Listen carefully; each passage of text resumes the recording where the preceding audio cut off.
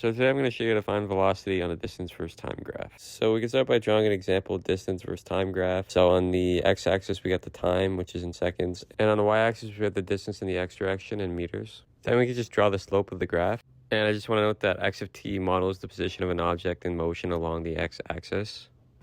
And I just want to note one error actually. It's a position versus time graph, not a distance versus time graph. Because velocity is displacement divided by time, not distance divided by time. Sorry about that, guys.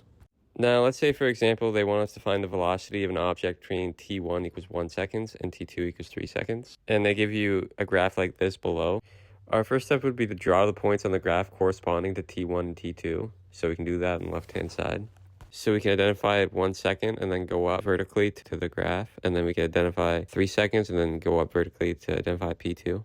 And then our next step is to figure out the x component of each point. So if we go from P1 and draw a horizontal line, we can find the x component of P1. And then we can draw a horizontal line from P2 to find the x component of P2. And then just one note I want to make. So for like example, for our P1, 1, 4, the 1 represents the time and then the 4 represents the x position. So now that we have P2 and P1, we can now solve for the velocity using the velocity equation. Vx equals change in x over change in time, which is also equal to x2 minus x1, t2 minus t1.